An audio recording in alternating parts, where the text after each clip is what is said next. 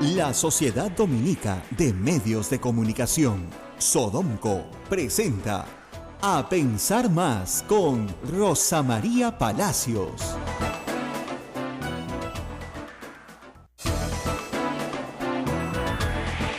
Muy buenos días a todos, estamos en A Pensar Más. Bueno, primero los agradecimientos del día, 8 de la mañana. Ismael, ¿cómo estás? Hola, Rosa María, ¿qué tal amigos de todo el Perú? Bienvenidos. Bueno, agradecimiento al Diario El Comercio, que nos ha dado un lugar de privilegio en su página web, A Pensar Más, Radio Santa Rosa, pero colegas, yo me encanta que me escuchen y les agradezco. Pero estuvo Ismael Soto y Rosa María Palacios. Pues, pero claro. Estuvimos, ¿no? Pero ni atropellados publican nuestro nombre. No, nos atropellan acá en la esquina y no creo que tampoco aparezcamos en la página. No, pues, colegas, yo les agradezco muchísimo su interés en nuestras entrevistas y además me alegro mucho que estén escuchando una radio AM en la redacción del Comercio, ¿no? Nos deben estar escuchando en este momento, pero de verdad, ¿no? Pusieron el Radio Santa Rosa, muy agradecidos. Y el nombre del programa. Y el nombre del programa. Pero nadie hizo las preguntas. Lourdes Flores vino, se sentó solita y habló sola, ¿no? Entonces, es la hora de los agradecimientos. Ahora, vamos a un segundo tema. Hoy vamos a dedicar mucho el programa a explicar lo que ha pasado en Colombia y lo que ha pasado, por supuesto, en Estados Unidos. Va a ser un programa muy internacional porque son las noticias más importantes del día. Y hay noticias internacionales, ¿no es cierto? Pero quiero ir a una noticia chiquitita, local, que puede pasar desapercibida, pero siendo esto una radio pastoral, quiero utilizarla para explicar bien clarito un asunto que ya me está comenzando a preocupar. Y se llama fetichismo religioso. ¿Qué es eso? ¿Qué es eso? ¿Ya? Nuestros hermanos de otras iglesias cristianas nos acusan a los católicos de adorar imágenes. Y se equivocan, porque nosotros no adoramos imágenes, ¿no es cierto? Nosotros adoramos a Dios y veneramos a muchas personas, entre ellas a la Virgen María, que tuvieron una vida llena de virtudes y que la Iglesia Católica sostiene están en el cielo, ¿no es cierto? Están cerca a Dios. Y que por la intercesión de ellos, ¿no es cierto?, Dios los puede escuchar. Ese es el marco conceptual, ¿ya? Catequesis 1, ¿ya? Entonces, la Virgen María es una sola. Nuestro Señor Jesucristo es uno solo. El niño Jesús, ¿no es cierto?, es el mismísimo que el Señor de los Milagros en distintos momentos de su vida.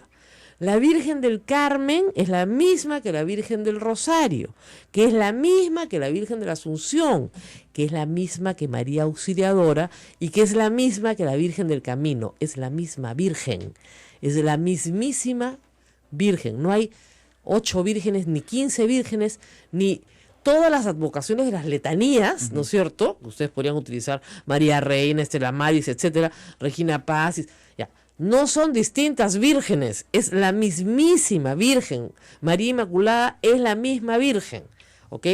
¿Qué ha pasado? Un grupo, lo vi en la mañana y me quedé tan espantada, un grupo de vecinos en La Perla, que tienen obviamente la iglesia María Auxiliadora cerca a su casa, no les gusta que el sacerdote, nuevo párroco, haya arreglado un poco el templo y haya pintado una imagen de María de los Caminantes o María del Camino. Ellos quieren su María Auxiliadora y entraron a empujones, yo he visto el video, ellos dirán que no, al templo, contra la voluntad del sacerdote, con pintura y rodillos, y le pintaron con pintura blanca la imagen de la Virgen. Y esta mañana lo justificaban vía microondas porque ellos quieren a María Auxiliadora. Fíjense, o sea, o les hacen catequesis rápido, ¿no? O el obispo del Callao se sienta con ellos y los excomulga. Primero me parece sacrílego. Claro. Y segundo lugar, me parece de una ignorancia tan grande que necesitan catequesis urgente, si es que quieren salvarse. Es la misma Virgen, da lo mismo. Tú puedes tener una preferencia estética, ¿no es cierto? Una imagen te parece más bonita que la otra, pero es como si tú tuvieras, les voy a explicar cómo se le explica a los niños de la catequesis. Es como si tú tuvieras varias fotos de tu mamá, ¿ok? tu mamá cuando era chiquita, tu mamá un poquito más grande, tu mamá el día que se casó, tu mamá contigo de bebito, tu mamá más viejita, ok, todas son tu mamá, ¿no es cierto? Y viene tu hermano y te dice, no, esa foto en la que sale contigo es horrible, y te la rompe, ¡pa!, en 1000 pedazos. Oye, ¿qué es eso? ¿Qué te pasa? ¿Por qué rompe la foto de mi mamá? No, porque esa no vale, esa no es la que vale. La que vale es la que ella sale casándose con mi papá. Entonces tú dices, ¿te volviste loco? Bueno, eso es lo que han hecho. Eso es exactamente lo que han hecho. Entonces, necesitamos catequesis dentro de la iglesia. La Virgen es una sola. Acá, por ejemplo, nuestra basílica se llama la Basílica de la Señora del Rosario, porque los dominicos siempre han, ¿no es cierto?, promovido el rezo del rosario. ¿Ok? Y la Virgen del Rosario nos recuerda que hay que rezar el rosario. Pero eso no quiere decir que no sea la misma Virgen que la Virgen de Fátima o que la Virgen de Lourdes, que lo que recuerda son apariciones de la Virgen, o que la Virgen de Guadalupe, que recuerda una aparición de la Virgen, una manifestación de la Virgen. Es la misma Virgen, la Virgen María, Madre de Dios. No importa cómo sea el cuadrito, no importa si tiene ojos azules, es rubia, es morena, no importa, es la misma Virgen. Entonces, el fetichismo religioso le está comenzando a dar la razón, ¿no es cierto?, a nuestros hermanos cristianos, porque ahí sí se está adorando una imagen. Eso sí es adoración de imágenes, eso es idolatría. Claro. ¿No es cierto? No se puede hacer eso. Aparte de que es un acto delincuencial meterte a una casa ajena, ¿no es cierto?, a destruir las fotos de alguien, porque no te gusta su foto. Yo creo que el obispo del Callao tiene que reunirse con esta feligresía y proponer una catequesis urgente, ¿no es cierto?, y reponer de alguna manera con el dinero de esos mismos feligreses el daño causado, porque lo que han causado es un daño, y si no les gusta, pues tendrán que pensar bastante más en su fe de lo que han pensado hasta ahora. No podemos tener fetichistas religiosos porque eso no es parte de la doctrina de la iglesia. Y uso palabras fuertes, ¿no? Casi herejía. Eso es casi herejía, porque eso es idolatría, se está adorando imágenes. Eso no es parte de lo que es la Iglesia Católica, nunca lo ha sido ni lo será. Entonces, métanselo bien en la cabeza, mis queridos oyentes, mis señoras que me escuchan, que son ustedes muy pobres y que realmente tienen fe. Yo admiro la piedad popular, el Papa Francisco nos ha enseñado sobre la piedad popular y es admirable, ¿no es cierto? Pero las cosas tienen que decirse como son, ¿ok? Eso en primer lugar. Y la segunda cosa que quiero decirles es, la procesión no sustituye la misa, por si acaso. Hay gente que ahora en octubre dice, no, ya vi la procesión, ¿no? ¿Ha sido misa? Nunca. No, pues, no son sustitutos alternos, ¿no? Por si acaso, ¿no? Eso digo. Entonces, el fetichismo quiere decir que yo tocando, ¿no es cierto?, palpando, sintiendo a través de los sentidos algo, ¿no es cierto?, baso mi creencia. La fe no necesita eso cuando hay verdadera fe. Yo entiendo, y la Iglesia Católica lo ha entendido durante siglos, que el pensamiento concreto es mucho más fácil, ¿no es cierto?, para la mayoría de las personas. Si yo tengo una foto de mi mamá, puedo recordar a mi mamá. De repente no la recuerdo si no tengo la foto. Entonces necesito pues la estampita para poderla recordar. Correcto. Pero la estampita no es tu mamá. O sea, la foto de tu mamá no es tu mamá, es la foto de tu mamá. ¿Se dan cuenta de la diferencia? Un cuadro bonito que pintaron de tu mamá cuando era chiquita, no es tu mamá, es un cuadro de tu mamá. Entonces no nos estemos trompeando por las manifestaciones artísticas, sino peleemos por lo que es lo central de nuestra fe. Me ha parecido impresionante la noticia y me dio mucha pena porque la reportera no conoce estas cosas, entonces no podía preguntarle. Sí, por supuesto, condenó el acto de violencia, ¿no? Claro. Y la gente que estaba ahí decía que ellos no habían cometido, típica, ¿no?, ningún acto de violencia. No, aquí no ha habido empujones, no ha habido violencia. ¿Cómo no va a haber violencia? Es un acto de violencia, entrar en una iglesia, a mí simplemente me parecería tan fuera de lugar. Ahora, claro, ellos aducían que les habían pedido dinero para reparar la iglesia, que el padre les había garantizado que iban a poner a la Virgen María Auxiliadora, que estaba a un costado, la vi, era una estatua, una escultura, pero que iban a pintar a María Auxiliadora y además con un clasicismo, ¿no es cierto?, que era lo que ellos querían, y no querían esta imagen mucho más moderna, ¿no es cierto?, menos clásica, europea, ¿no es cierto? No les gustó. Oye, con rodillo. Sí, sí. Estaba Y por observando las último, imágenes, si sí, les está parece bien. tan fea la imagen de la Virgen, oye, no vayas a esa iglesia, anda a otra. De iglesias católicas acá hay, por Dios, en cada esquina, acá en el centro, en cada esquina, literalmente, pero en el resto de Lima también. Entonces, si no la puedes sostener, no te gusta, porque hay pintores muy malos, estamos de acuerdo, y de repente la Virgen, pues, le salió muy fea. Ya, ¿qué vamos a hacer? No todos los pintores son buenos, pero eso es una apreciación estética, cultural, pero no religiosa. Tú puedes no tener ninguna imagen alrededor tuyo y rezar porque Dios está dentro de ti. Dentro de ti, no está en las paredes de un templo. Por el amor de Dios. Bueno, ¿se entendió? A ver, Interesante acá porque- mi focus group. A ver, acá ¿entendí? Perfecta, catequesis bien hecho. Eduardo se ha entendido. Es Muy una sola bien. virgen, ¿no es cierto? Ya. ¿Sabes Ismael qué? sabe más que yo. Acabas de dar un extraordinario argumento para defender nuestra fe frente a nuestros hermanos separados también. Y Pues eso, es- tómenlo en cuenta, es importantísimo. ¿Ah? Es Claro, importantísimo. justamente, esa es la diferencia. Esa es la Estamos tratando de decir eso. Entonces, pobre Virgen María, la verdad, debe estar muy sorprendida de que además estos fieles se levantan en su defensa y le pasan un rodeo por encima y no entiendan que es la misma Virgen. Es la misma Virgen.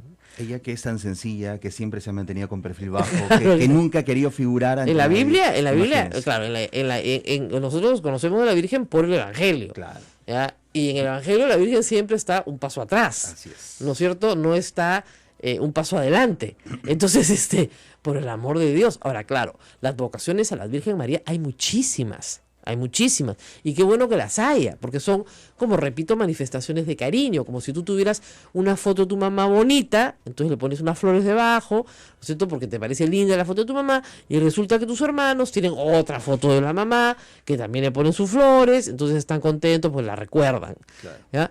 Pero esto no implica que un hermano se meta a la casa del otro hermano a romperle la foto porque le diga que no le gusta. Que esa no es. No, claro que es.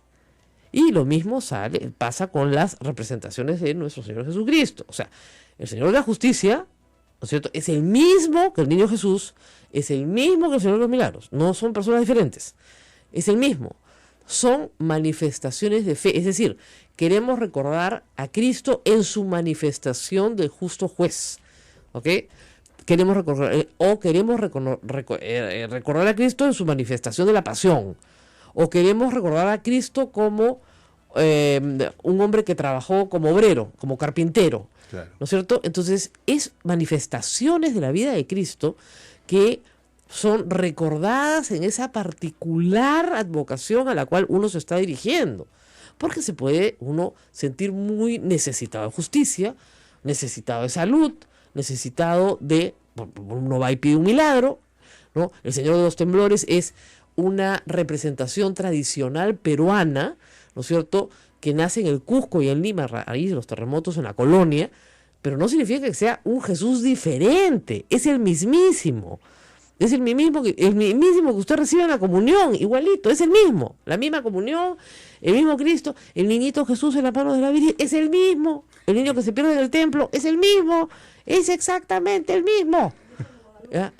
La Virgen de la Golpe es la misma Virgen, reina. Es la misma Virgen, es la misma, mismísima. No es su prima. No, su prima se llama Isabel. No tiene nada que ver.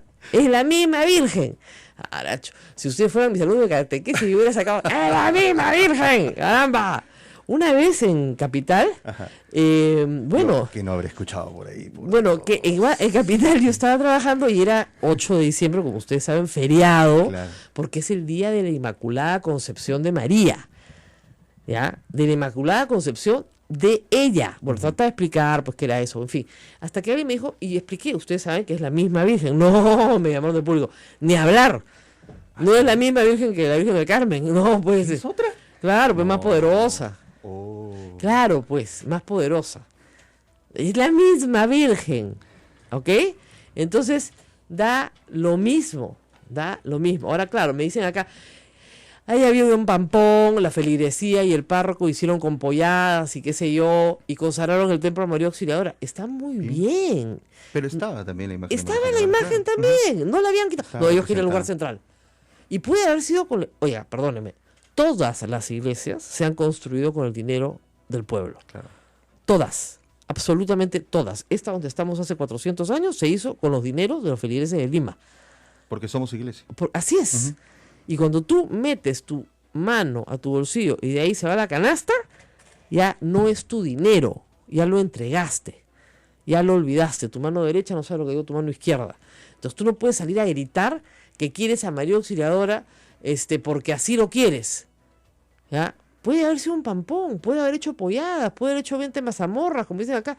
Han pasado 3 generaciones, sí, pero el señor párroco tiene todo el derecho, autoridad y libertad otorgada para el obispo para pintar la iglesia del color que le dé la gana.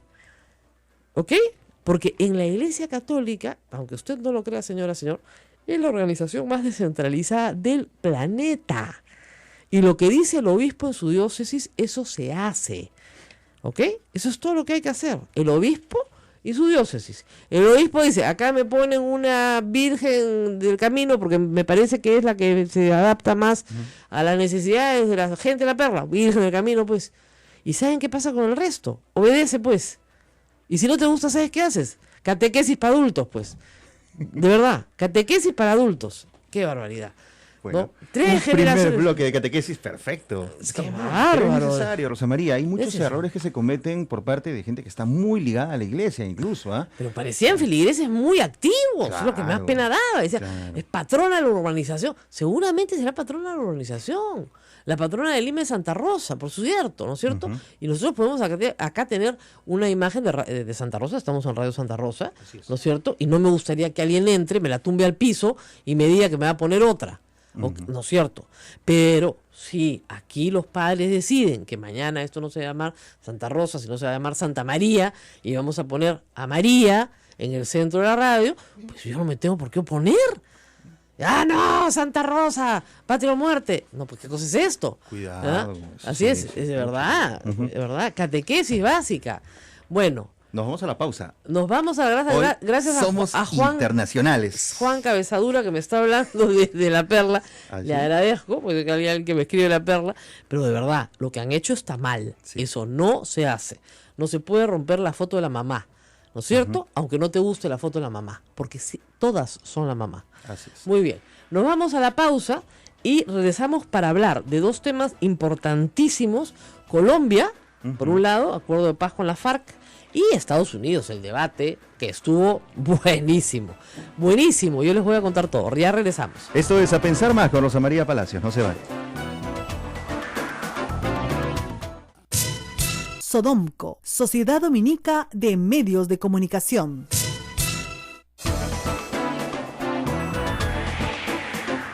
8 de la mañana, 21 minutos en todo el Perú. Bienvenidos. Esto es A Pensar Más con Rosa María Palacios en las emisoras que integran la Sociedad Dominica de Medios de Comunicación. Estamos en estos momentos aquí en Radio Santa Rosa, 1500 AM, 105.1, frecuencia modulada en el Cono Sur. Estamos con Radio Santo Domingo en Chimbote, Radio San Martín Arequipa, Radio Veritas RTV Cusco, Radio Cepagua, Ucayali, Radio Quillabamba, La Convención y Radio Madre de Dios en Puerto Maldonado, en vivo, en cadena. Ahora vamos a hablar de Colombia. En un ratito vamos a estar con Francisco Belaúnde Matosian para hablar de este tema. Me dicen que estamos en la línea, pero yo quería hacer una brevísima introducción, por favor, porque mucha gente ahí en Twitter ha estado peleando y yo he estado bloqueándola, fujimoristas me parece, porque quieren, igual que el señor Uribe, hacer un paralelo pues, entre Sendero Luminoso y la FARC.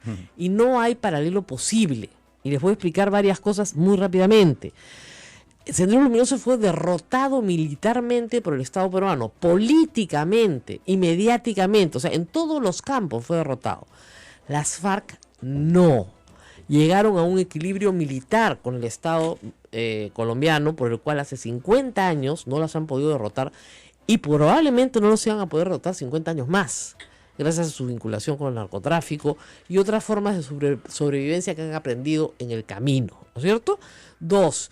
Sendero Luminoso, desde el principio de la lucha, estamos hablando del año 81-82, ¿no es cierto?, fue declarada una organización delincuencial por el Perú a la cual se le aplicaba el Código Penal. Es decir, eran terroristas, ese es el delito de terrorismo, delincuentes o delincuentes terroristas. En el caso de la FARC, muy temprano también, hace 50 años, se le concedió el estatus, o ellos consiguieron el estatus de fuerza beligerante, es decir, de rebeldes que se alzan contra el Estado. Ese estatus permite aplicar la Convención de Ginebra, que establece que, terminada la guerra, los prisioneros de guerra, ¿no es cierto?, tienen que ser intercambiados o liberados. Entonces, estamos hablando de situaciones muy diferentes. Como aquí se aplicó el Código Penal, acá no se puede liberar a nadie. Entonces, reitero, a todos los fujimoristas que insisten en decir, hubo una guerra en el Perú, no pueden decirlo jurídicamente, fácticamente tal vez, pero jurídicamente no, porque si hubo una guerra, le están dando la razón a los abogados de Abimael Guzmán, Crespo y Fajardo, que insisten en decir que hay presos de guerra o presos políticos, ¿no es cierto?, y que tienen que ser liberados porque la guerra ya terminó, ¿ok? Es una situación jurídica muy diferente, pero absolutamente diferente. Por eso es que en Colombia sí necesitaban firmar un acuerdo de paz, porque había un equilibrio entre las fuerzas del Estado y las fuerzas rebeldes, sanguinarias, por cierto, asesinas y violadoras de derechos humanos y con personajes que han cometido abusos sin nombre. Pero con un estatus distinto. Pero con un estatus de fuerza beligerante. Entonces, en el momento de el cese al fuego, si quieres, se aplican normas de derecho internacional. A Sendero Luminoso no le aplican normas de derecho internacional de guerra. ¿Por qué? Porque nunca hubo guerra. Entiendan bien eso. Y eso se discutió en el primer gobierno de la UNDE y estuvo clarísimo desde el primer día, gracias a Dios. Y gracias a Dios, Sendero Luminoso fue derrotado militarmente. ¿Por qué? Porque con estrategia policial se capturó al líder. Y estamos al aire nuevamente, ahora sí, 1000 disculpas, vamos a ponerlo en Twitter también, estamos al aire, hemos recuperado la energía, no sabemos qué ha pasado, no podemos informar sobre la razón de este corte de varios minutos, pero lo que sí podemos decirles es que hemos estado fuera del aire como 10 minutos más o menos, por un corte de energía aparentemente en esta zona. Nosotros estamos a una cuadra de Palacio de Gobierno, como ustedes se comprenderán, aquí la energía no se corta nunca, pero sí hemos logrado restituir nuevamente la señal de Radio Santa Rosa gracias a el esfuerzo de Eduardo y toda la gente de técnica que ha estado acá. Acá estamos nuevamente al aire. Ismael, que también es un gran técnico. Yo no me muevo, en medio de la oscuridad yo me quedo sentada, Ismael hace todo. Gracias a toda la cadena Sodomco, ya les he avisado por Twitter, estamos al aire nuevamente. Yo les estaba explicando la diferencia entre Sendero Luminoso y las FARC. En ese momento nos fuimos del aire. Y bueno, evidentemente hay gente descontenta en Colombia. Hay gente contenta, hay un referéndum este fin de semana. Las expectativas son que se apruebe el referéndum. La gente ha decidido que prefiere la paz a la justicia, porque finalmente muchas víctimas, ¿no es cierto?, con deudos de la violencia de la FARC, dicen, ¿y dónde quedó la justicia? Pero otras han dicho, también víctimas, que están dispuestas a hacer el sacrificio para obtener una paz duradera para sus hijos. Y en nuestra línea telefónica, que también hemos restablecido, ya se encuentra Francisco Belaúnde Matosian para hablar de este tema y por supuesto también del debate en las elecciones norteamericanas. Francisco, muy buenos días. ¿Qué tal, Rosa María? Disculpa por la espera, pero tuvimos justamente un accidente eléctrico. Muy bien, ¿qué significa la paz en Colombia desde tu punto de vista como observador internacional? Mira, realmente es un hecho histórico, ¿no? Porque efectivamente, como dijo el presidente Santos, pues es el último gran conflicto que hay en América Latina. Por lo tanto, efectivamente es una gran noticia. Ahora, hay que ver las cosas con cierta positividad también. Es una paz, efectivamente, pero no es total, ¿no? En la medida en que todavía está el Ejército de Liberación Nacional actuando y hay estas famosas BACRIM, bandas criminales, que adquieren fácilmente características de guerrilla casi en Colombia, que es un hecho bastante particular por lo demás, ¿no? Ujú. Entonces es una gran noticia, pero bueno, hay que relativizar hasta cierto punto, ¿no? Claro, Lo interesante en esto es que ha habido pues el apoyo de toda la comunidad internacional, ¿no? Toda la comunidad internacional que se ha involucrado en este proceso, empezando por Naciones Unidas. La segunda cosa que habría que decir es que en toda negociación, ¿no es cierto?, hay ganancias y pérdidas, ¿no? Para el Estado colombiano, creen ellos que esto ha sido ganancia y creen que pueden pasar el referéndum el próximo domingo. ¿Esto es cierto o tú crees que todavía pesa las pérdidas para la mayoría de los colombianos? Mira, yo creo que las encuestas indican que el sí ganaría el próximo domingo. Ahora, es verdad que en los últimos días ha estado subiendo un poco el no, pero todavía hay un margen a favor del sí. Es verdad también que muchas veces, los hemos visto en varias elecciones en el Perú y en otros lugares, los resultados al final pueden ser sorprendentes con respecto a lo que las encuestas dicen. Sin embargo, sí, mi sensación es que al final una mayoría del pueblo colombiano, o por lo menos de los que van a votar, no, porque en Colombia el voto no es obligatorio, así es. Me parece que es un voto por el sí resignado, en el sentido de no gustan una serie de aspectos, como por ejemplo penas bastante benignas para crímenes atroces, el hecho que los miembros de la FARC puedan participar en política, ¿no?, que son dos de los elementos que han sido más criticados, pero en el entendido que la otra opción es continuar con una guerra que, si bien es verdad, estaba siendo cada vez más desfavorable para las FARC, ¿no? Han habido golpes militares muy fuertes, y en eso también, o sea, hay que decir también que todo esto es un proceso, ¿no? Esto viene gracias a los golpes propinados por el gobierno de Álvaro Uribe, por el propio gobierno de Santos, y antes hay que decir el Plan Colombia, que fue en la época que se instauró en la época de Pastrana, que permitió modernizar las Fuerzas Armadas, ¿no? Entonces, creo que a lo que iba, claro, o sea, en el sentido que es verdad que ha estado debilitada la FARC, pero el problema podía continuar durante años y años con todos los costos económicos y humanos que se han estado viendo en todo este tiempo. Ahora, entonces, al final es sopesar las cosas, ¿no? Ahora, se le dio el carácter, lo que te quería decir desde el punto de vista internacional, se le dio el carácter, hace muchos años, de fuerza rebelde a la FARC. Y eso le daba un estatus, ¿no es cierto?, muy distinto al de Sendero Luminoso. ¿Cómo sucedió esto? ¿Por qué la FARC es una fuerza rebelde, ¿no es cierto?, con lo cual se firma finalmente un armisticio de guerra, ¿no es cierto?, y finalmente se excarcelan lo que se consideran prisioneros de guerra, y en el Perú tuvimos que aplicar el Código Penal y tratar a los terroristas como delincuentes terroristas que tienen que cumplir sus condenas. Bueno, lo que pasa es que el propio Estado colombiano le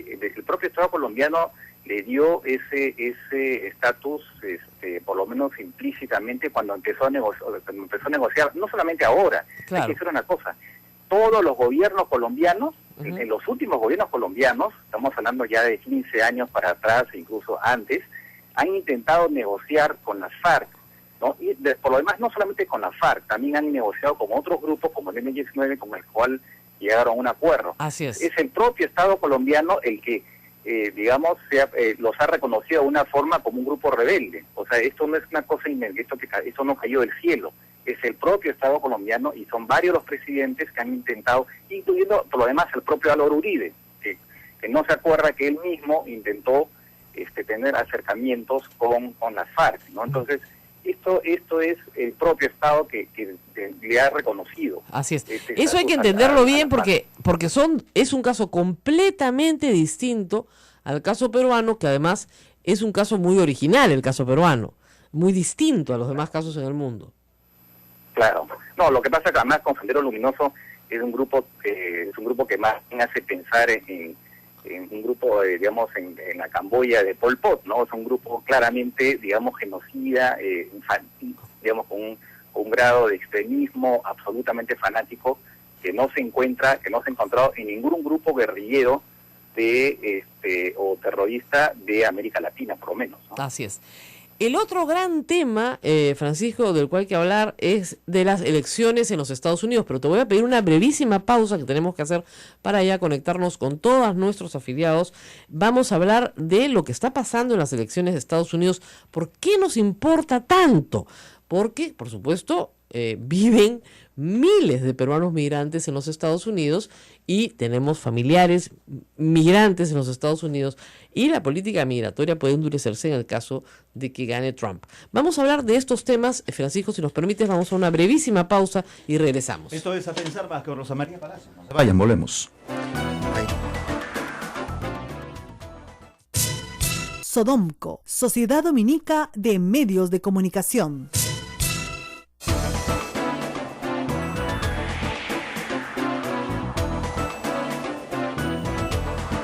Y vamos a hablar de las elecciones en Estados Unidos brevemente. También estamos con Francisco Belaúnde Matosán para hablar de lo que vimos en el primero de 3 debates que van a realizar los candidatos republicano y demócrata por la presidencia de los Estados Unidos.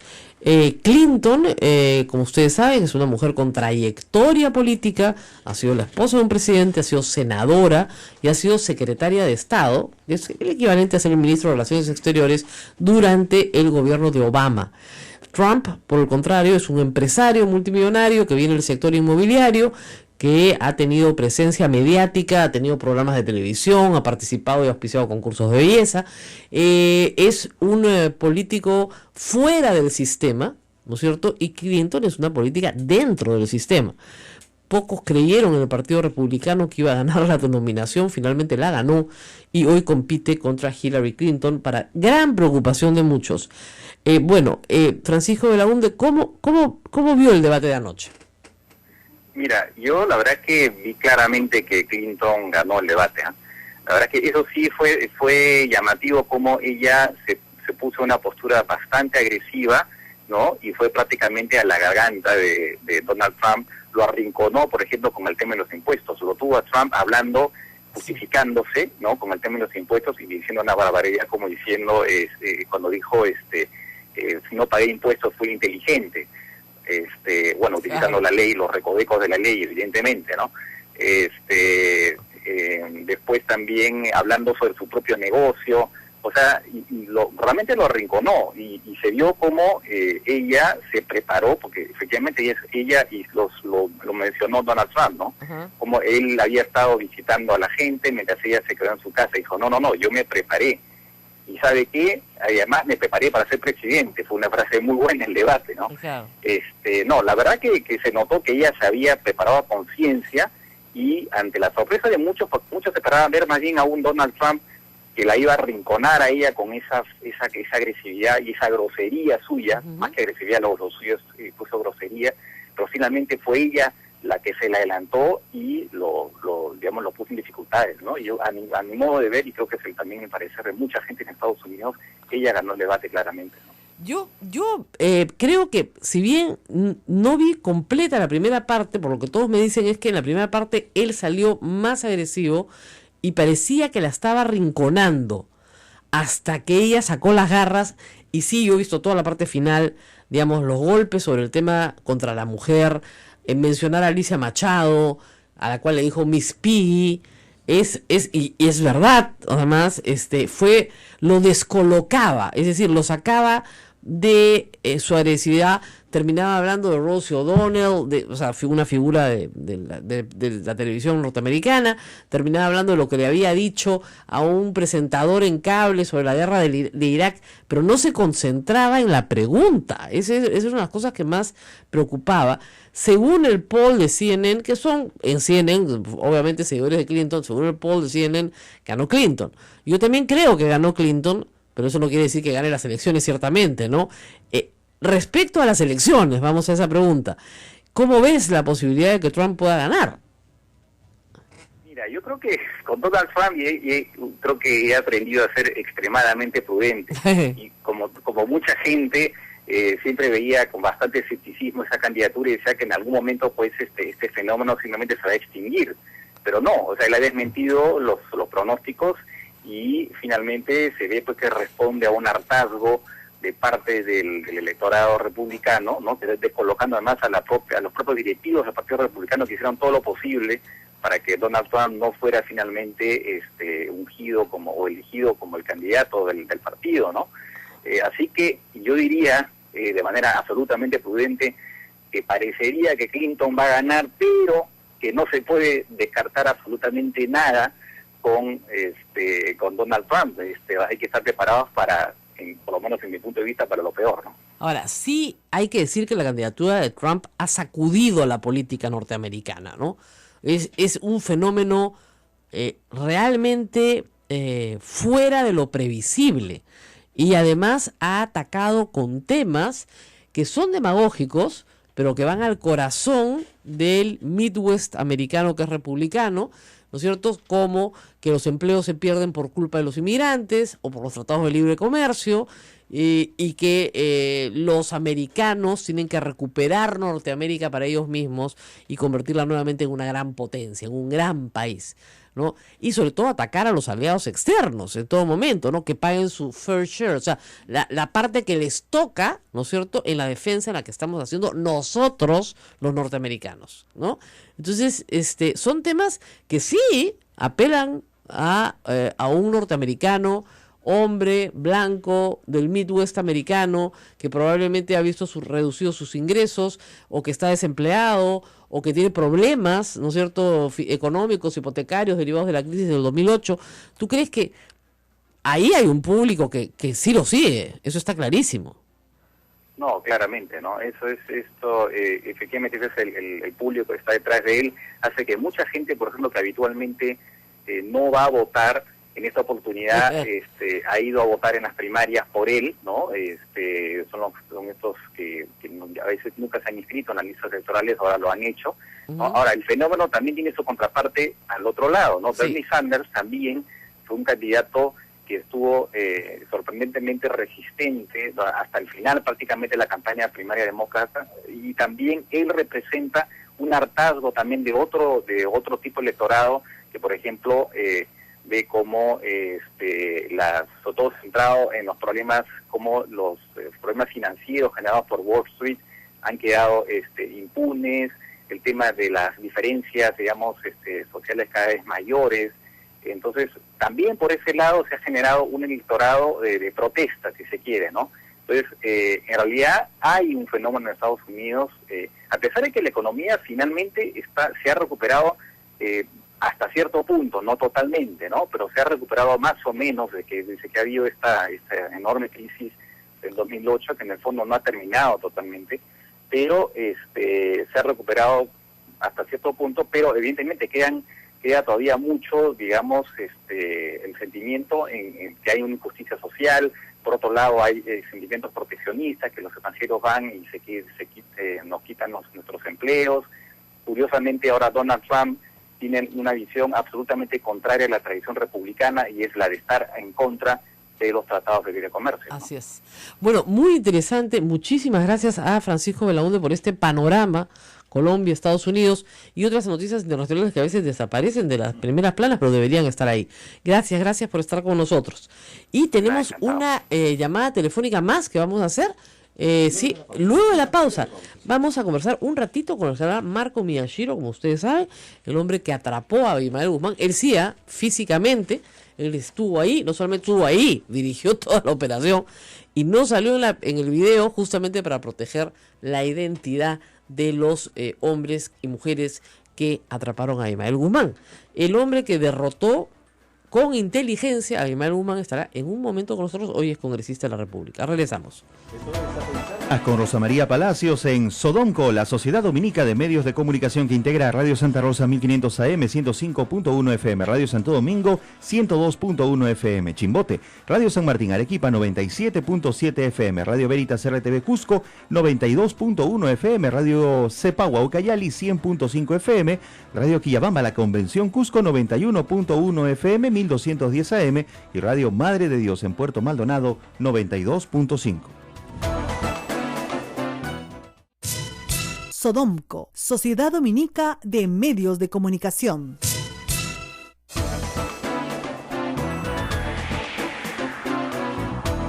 Bueno, y estamos en comunicación con, efectivamente, no, todavía no, vamos a estar en comunicación con el general Marco Miyashiro, el hombre que atrapó a Emanuel Guzmán, junto con Benedicto Jiménez, Paradojas de la Vida. Hoy Benedicto Jiménez está en Piedras Gordas, y también está en Piedras Gordas en el Iparraguirre, ¿no? La mujer a la que él atrapó. A la que capturó. Increíble, hace 24 años. Y en medio de todo esto, el general Marco Miyashiro hoy día es congresista de la República por el Fujimorismo, Paradojas de la Vida. Fujimori cerró el GEIN poco tiempo después de atrapar a Emanuel Guzmán, cuando ellos creían que esto iba a continuar. Yo les hice una entrevista que ha estado circulando en Memorex TV, que yo había olvidado, por cierto, olvido todo lo que hago, en la cual salen justamente Benedicto Jiménez y Marco Miyashiro hablando de la maldición de Guzmán, y diciendo que justamente todos los que participaron en su captura y que lograron este éxito extraordinario desde el punto de vista policial, fueron después castigados de distintas maneras, relegados de distintas maneras, y el Grupo Especial de Inteligencia desactivado. Ese Grupo Especial de Inteligencia hoy sería de gran utilidad, pero de gran utilidad, para muchas cosas, no solamente para terrorismo, sino para delincuencia común también, pero lamentablemente fue desactivado. Obviamente inteligencia policial existe, ¿no es cierto? Pero ya aquí había un grupo de gente con mucha preparación, con muchos años de entrenamiento, con mucho compromiso, con muchas horas de calle, porque básicamente lo que hacían era calle, eran pesquisas, ¿no? O sea, pesquisas en calle, seguimientos, hasta que encontraron a Emanuel Guzmán, que es un triunfo extraordinario para cualquier policía del mundo, de primer nivel, y sin disparar un tiro, sin romper una luna. O sea, acá simplemente se entró a la casa correcta, se entraron a varias casas ese día y se atrapó a buena parte de la cúpula de Sendero Luminoso, por no decir a todos los que faltaban. Faltaban muy pocos que después se han encontrado en el Braem o en el Guayaga, ¿no? Pero en general estaban casi todos. Así que yo reitero lo que siempre se ha dicho, y que lo ha dicho el general Miyashiro, o sea, Sendero Luminoso fue derrotado políticamente, policialmente, en todos los extremos. Sendero Luminoso es una fuerza derrotada. General Miyashiro, muy buenos días. Buenos días, señora. Bueno, estamos aquí recordando cómo usted atrapó a Emanuel Guzmán y entre otras cosas recordando que Sendero Luminoso es una fuerza derrotada, no es una fuerza que esté actuando de manera activa en este momento. En ese contexto, este mausoleo sobre el cual inteligencia policial obtiene un video en junio, el video es de junio, no lo obtiene, está ahí, inteligencia obviamente infiltrada, ¿qué significado tiene para la seguridad ciudadana? ¿Usted cree que esto representa una amenaza? ¿Es un asunto grave? ¿Cómo tratarlo desde el punto de vista jurídico? Obviamente hay una apología del delito que tendrá que ser investigada por el fiscal y los responsables sancionados, pero desde el punto de vista ya político en el que está hoy, ¿cómo trataría este tema? Lo que yo interpreto es que todo este conocimiento público que ha tomado la ciudadanía constituye un peligro potencial, ya que ellos están en un plan de reconstitución del partido. Esto ya lo hicieron entre los años 70 y 80, y a partir del 80 salieron a desarrollar todas sus actividades de índole criminal como una organización terrorista. Ellos ahora en las ciudades han dejado la bomba, los explosivos, eso hay que reconocerlo, por ahora. Pero que en cualquier momento podría reactivarse, porque precisamente han dejado esa parte violenta para entrar a la parte de agrupar fuerza, la acumulación de fuerza que le llaman. Y cuando tengan una cantidad suficiente y plenamente convencida con esa frase de que la rebelión se justifica, pudieran dar lo que llamaron en otra época el gran salto.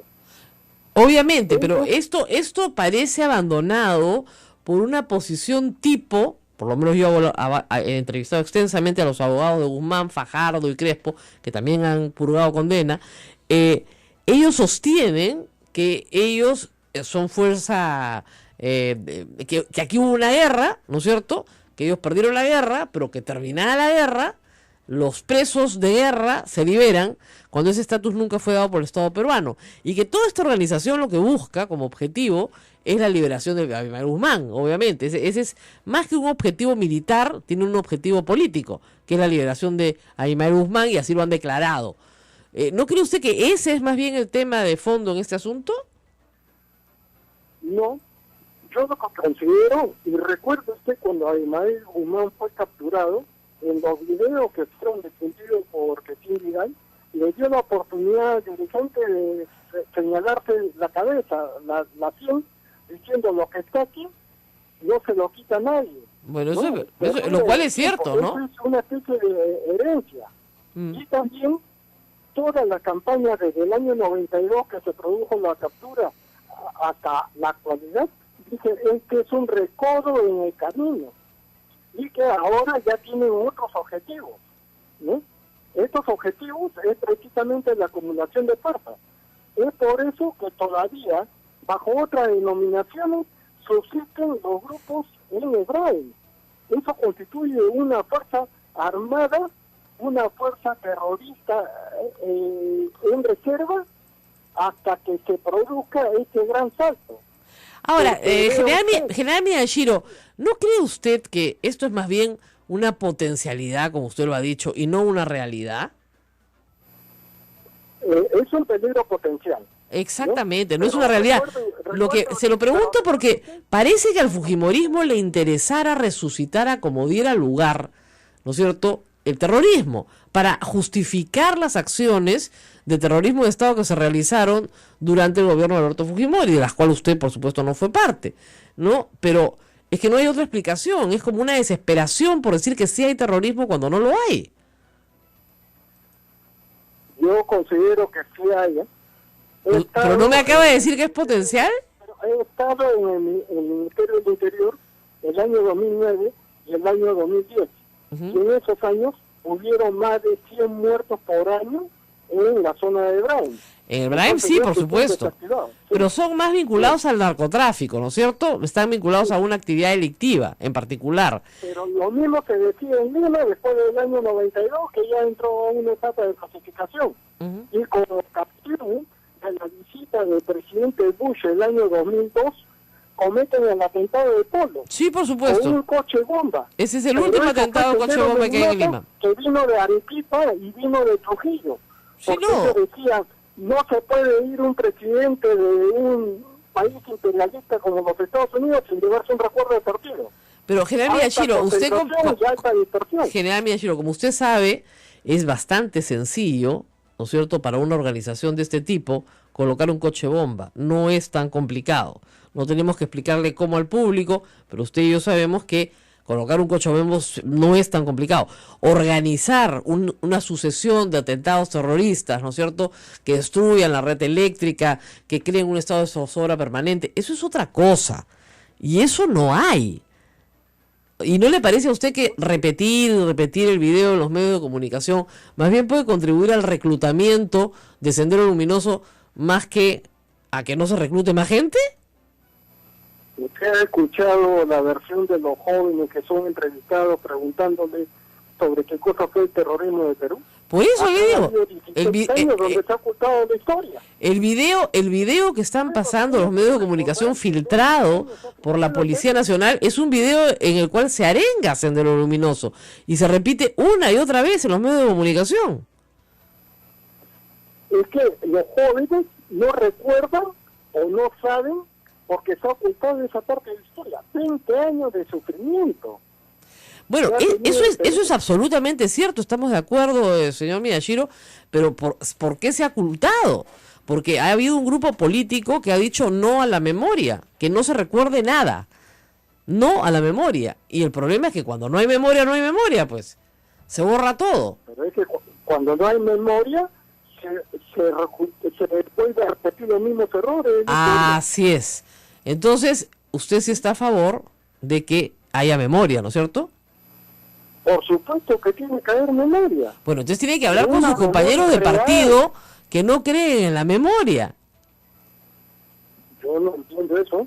Yo tampoco, pero la verdad es que cuando se les habla de memoria, del lugar de la memoria, de sitios de memoria, no quieren saber nada, pues, del ojo que llora, todo lo que sea memoria de los muertos, no se oponen.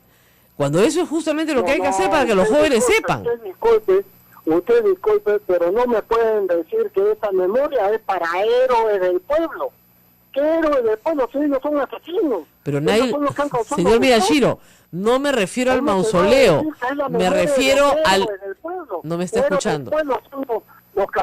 Señor Miyashiro, no me refiero, no discrepo con usted en esa parte, me refiero, por ejemplo, al lugar de la memoria que está en Miraflores, al museo, ¿no es cierto? Los que más han atacado la construcción de este museo han sido los fujimoristas. ¿No se recuerdan a los terroristas muertos? No, tiene que ir usted al museo, se recuerda justamente a las Fuerzas Armadas, a todo el proceso de violencia, se enseña a los colegios, a los jóvenes, qué fue lo que pasó. Les recomiendo una visita al Museo de la Memoria, al cual se opusieron sistemáticamente los fujimoristas, porque no querían que hubiera memoria, y el problema es que cuando no hay memoria los jóvenes no saben nada. Sí, pero es que ello fue promovido por la Comisión de la Verdad y la Reconciliación, ¿no? Y ahí cometen un grave error cuando hablan de un conflicto armado interno, promovido por una organización política. No, señora. Eso ha sido promovido por una organización terrorista.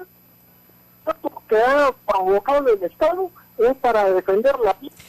En general, Miyashiro, usted no es abogado y de repente no conoce la parte jurídica, pero tiene que llamarse conflicto armado interno porque si no se llamaría guerra. Y si fuera guerra, tendríamos que liberarlos porque ya acabó la guerra. Pues esas son las normas de Ginebra. No, señora. En el derecho se reconoce que cualquier organización que recurra al terrorismo se convierte en una delincuencia común promovida por una organización criminal terrorista. Así es, pero no es guerra, pues. No puede haber guerra. Pero es la reacción del Estado contra la agresión de una organización criminal. Pues de acuerdo, pero no puede haber guerra, es delincuencial, se les aplica el Código Penal. No es guerra, es la reacción del Estado.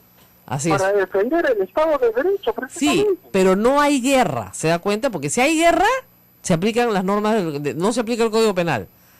Tiene que ser otra cosa distinta a la guerra, ¿no es cierto? Porque estamos aplicando... combate contra una organización terrorista. Por eso se llama conflicto armado interno, porque no lo podemos llamar guerra. No es conflicto armado interno. Es una reacción del Estado para combatir a una organización criminal. Estamos hablando de términos jurídicos, tal vez no nos estamos entendiendo por esa razón, pero es exactamente lo mismo, es el Estado que se enfrenta a una organización criminal. No se puede llamar guerra, ¿no es cierto? Porque si se llamara guerra... Una pregunta, señora abogada. Sí. Y periodista, con todo el respeto y el cariño a doña Rosa María Palacio. ¿Para usted la democracia es buena? Es magnífica, por supuesto. Es magnífica para usted, para mí. Pero ¿qué cosa quería Sendero Luminoso hacer con el Perú? No, obviamente, señor Miyashiro, eso ya lo sabemos. No hay ninguna novedad en eso. Que los términos tienen diferentes significados. No, en derecho son más o menos claros. Yo le pediría que lo consulte porque la razón por la cual se utilizan esos términos es porque no se le puede llamar guerra, porque si se llamara guerra tenemos que aplicar la Convención de Ginebra sobre prisioneros de guerra. Y Abimael Guzmán, que eso es lo que quiere decir. La reacción del Estado peruano contra la agresión pero de una eso se organización llama internacionalmente. Le pido que revise las convenciones de Ginebra, sobre todo la tercera, conflicto armado interno. Así se llama. Es una forma jurídica de referirse a una realidad, ¿no es cierto? Entonces, así se llama. Una agresión terrorista. No, por supuesto, pero se llama así para diferenciarla de la guerra. ¿Por qué? Porque si no estaríamos dándole la razón a Sendero Luminoso, que sostiene que lo que tienen ellos son presos de guerra, ¿no es cierto? Y nosotros sostenemos que hay que aplicarles el Código Penal. Entonces, esa es la diferencia. Pero a mí, como reitero, me sorprende que no lo entiendan así y que terminen por tratar de oponerse políticamente a otras fuerzas políticas, dándole prerrogativas a Sendero Luminoso. Me sorprende en general. El problema es el término jurídico y cómo ven los abogados las situaciones. Le pongo un ejemplo. Esto jurídicamente lo califican como una especie de apología. Pero Sí, es apología del delito. ¿Qué cosa es la apología para Sendero Luminoso? Es la propaganda armada. Y ustedes, a Imael Guzmán, la propaganda armada es el cabo que permite penetrar en la mente del pueblo la idea revolucionaria. Claro. ¿Qué cosa era eso? Era Bueno, llamar- pero para el Estado peruano eso se llama apología del delito, está legislado hoy en el Código Penal y pueden ser... Totalmente de acuerdo. Así Pero es. hay que interpretar qué significó eso en la historia del Perú. Sí, pero está legislado en el Código Penal hoy. Convencer a más gente, involucrar a más personas, a más ciudadanos, para que sigan matando y destruyendo el país. General, sí, pero eso ya pasó. ¿Se da cuenta? Hoy día el fiscal puede podría volver. con ese video... Pero puede volver. ¿Usted cree que ya no va a volver? Yo creo que ya no va a volver, general, soy más optimista que usted. Teniendo profesores en los colegios. No, teniendo porque están profesores en prohibidos, las en universidades, general, inmediatamente que están identificados, las personas con antecedentes por terrorismo no pueden enseñar en colegios de acuerdo a ley. Entonces lo único que hay que hacer es identificarlos y retirarlos. Eso es evidente. Ahora, ese es trabajo del Ministerio de Educación, es trabajo del Estado la identificación. Tiene que producirse este tipo de publicaciones para que el Estado reaccione. Sí, pues estamos Cuando hablando, comienza a tener en general, algunos estamos problemas, hablando de un magisterio de 250.000 maestros activos versus 10 maestros que están infiltrados. Entonces usted no me puede decir que toda la educación peruana está infiltrada por el terrorismo, pues. O sea, yo no entiendo esta magnificación, de verdad, no la entiendo, salvo que tenga un sustento político. Ah, hay- No es generalizado. claro. Pero la semilla se va reproduciendo. Discrepo completamente, pero le agradezco muchísimo, general, estamos volando en el tiempo y le agradezco su participación en el programa. Yo espero que el Sendero Luminoso, el MRTA o cualquier otra forma de terrorismo no regrese al Perú, porque el pueblo está más educado y está más en contacto con la realidad y ya lo vivió. Escuchando a los jóvenes, no estoy de acuerdo con usted. Bueno, escuchando a los jóvenes, yo no creo que los jóvenes sean en este momento terroristas, más bien son apáticos, ese es el problema. Muchísimas gracias por su participación. Pero los que cobran aquí, lastimosamente se tiran para el otro lado. Bueno, yo le agradezco, pero no veo dónde está pues esta desesperación porque haya terrorismo, ¿no? Salvo para Bueno, justificar yo que creo- nuevamente el yo creo fujimorismo que- nos va a salvar del terrorismo, ¿no? Entendido, Y eso no porque- es cierto, pues usted sabe perfectamente que Alberto Fujimori no atrapó a Imael Guzmán, lo atrapó usted. Y usted mismo me dijo que... Pero la estrategia fue integral. Oiga, No yo fue tengo una solamente grabación, general, tengo una grabación con usted, a 10 años de la captura de Abimael Guzmán, donde usted me cuenta cómo desactivaron el GEIN. Y lo desactivaron, pues. Pero eso fue el egoísmo de un general. No, pues fue el egoísmo de Alberto Fujimori y Vladimiro Montesinos. Porque si la estrategia fue integral No, para no, una no, cosa, no, tiene que no, ser no, integral no. para la otra, pues. No, eso fue para que quede solamente una imagen en la mente del pueblo, pero esa imagen ya se distorsionó. Así es. Bueno, muy bien. Muchísimas gracias por haber estado con nosotros y nos despedimos lamentando, por supuesto, la falla en el corte eléctrico con todas nuestras compañeras emisoras, pero como nos hemos extendido un poquito en el tiempo, el programa hemos cumplido la hora. Muy bien. Muchísimas gracias a todos. Cuídense mucho, nos reencontramos mañana a las 8 de la mañana con Rosa María Palacios aquí en A Pensar Más.